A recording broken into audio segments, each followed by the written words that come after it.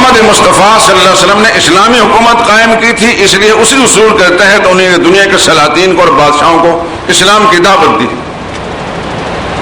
اس میں ایک بادشاہ جو روم کا بادشاہ تھا ہرقل، جس کا لقب قیصر تھا، قیصر روم، اس کو بھی دعوت دی۔ اب میں وہ ذرا وہ دعوت کے الفاظ آپ کو سنانا چاہتا ہوں۔ وہ الفاظ کیا تھے؟ بسم اللہ الرحمن الرحیم، یہ خط ہے رسول اللہ صلی اللہ علیہ وسلم میں محمد عبد اللہ ورسولہ، از طرف محمد جو اللہ کے بندر اللہ کے رسول ہے صلی اللہ علیہ وسلم، الہ ہرقل عظیم الروم، ہرقل کا نام جو رومیوں کا بڑا ہے، سلام علی من اتبع الہدی، السلام علیکم نہیں، کیونکہ وہ عیسائی تھا، غیر مسلم تھا، اور اسلام کی تعلیم یہ ہے کہ غیر مسلم سلام کا محل نہیں ہوتا، سلام کا محل صرف مسلمان ہوتا ہے۔ اس لیے یوں فرمایا سلام علی من اتبع الہدی، سلام اس پر ہو جو ہدایت کا طلبگار ہے۔ اما بعد، اس کے بعد یہ بات، فإنی ادعوک بدعایۃ الاسلام، میں تمہیں اسلام کی دعوت دیتا ہوں، اسلم، اسلام قبول کر لے، تسلم، تم بچ جاؤ گے، محفوظ ہو جاؤ گے، یؤتک اللہ اجرک مرتین، اللہ تمہیں 2 اجر عطا کریں گے۔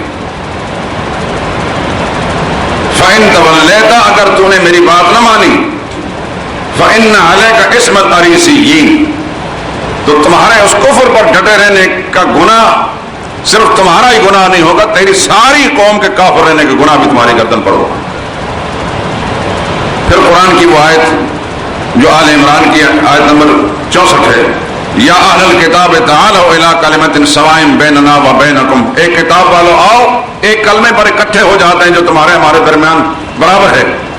وہ کیا ہے؟ اللہ نعبد الا اللہ، کہ اللہ کے سوا کسی اور کی بندگی نہ کریں، ولا نشرک بہ شیئا، اور اس کے ساتھ کسی کو شریک نہ بنائیں، ولا یتخذ بعضنا بعضا اربابا من دون اللہ، اور ہم میں سے کوئی کسی کو بھی، کوئی انسان کسی انسان کو اللہ کے سوا رب نہ بنائے۔ یہ آیت ہے۔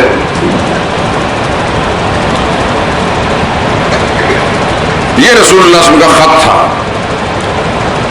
اور خط جب اسے پہنچا، اس نے پڑھا تو ہرقل اہل کتاب کا صرف حاکم ہی نہیں تھا، وہ عالم بھی تھا، اپنے مذہب کا عالم بھی تھا، اور دنیا میں جتنے بھی حکمران گزرے وہ اپنے مذہب سے آگاہ اور واقف رہے۔ یہ ایک اصولی بات سمجھیے، جب بھی کسی قوم نے اپنا بڑا کسی کو چنا ہے تو کم سے کم اس میں یہ کوالٹی ضرور دیکھی ہے کہ ہمارے مذہب سے آگاہ ہے یا نہیں۔ یہ صرف پاکستان کو شرف حاصل ہے کہ یہاں کا حکمران ایسا ہوتا ہے کہ جو اپنے دین سے کلیۃ ناواقف ہوتا ہے، جس کی برکات آج ساری قوم دیکھ رہی ہے، بچہ بچہ دیکھ رہا ہے، استفادہ کر رہا ہے۔ اس نے جب خط پڑھا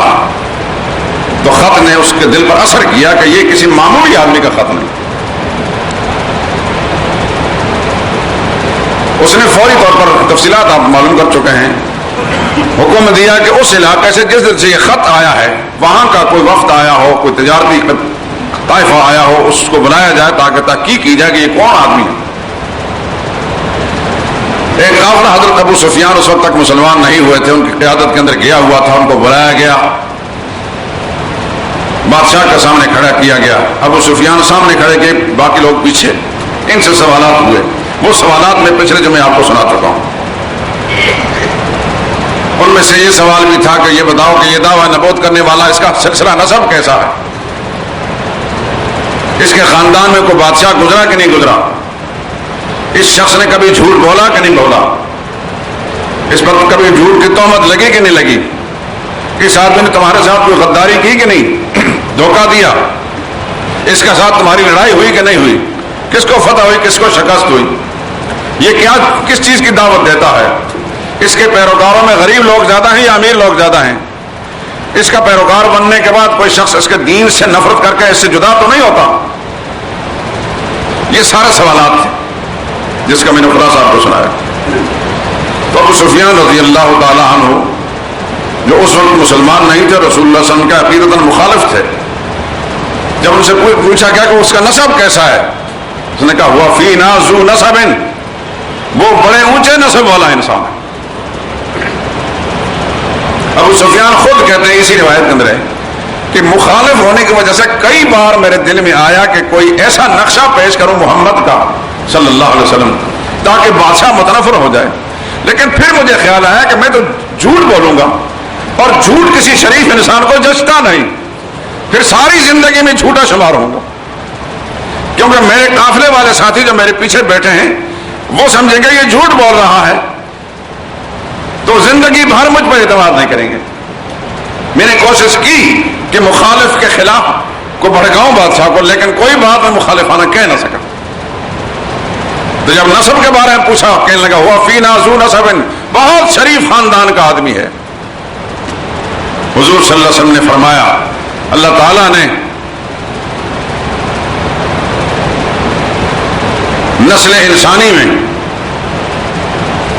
آدم کی اولاد میں ابراہیم کو چنا، ابراہیم علیہ السلام کی اولاد میں اسماعیل کو چنا،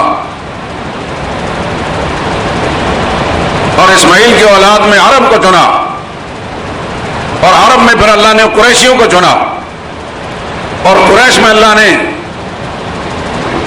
بنو ہاشم کا انتخاب فرمایا، اور بنو ہاشم میں میرے رب نے میرا انتخاب فرمایا. انا سید ولد آدم، اللہ نے آدم کی اولاد میں مجھے سردار بنایا. ولا فخر، یہ بات فخرن نہیں کہہ رہا، فضلن کہہ رہا، میرے رب کا فضل ہے. موقع ملا تو یہ روایت انشاءاللہ سناؤں گا.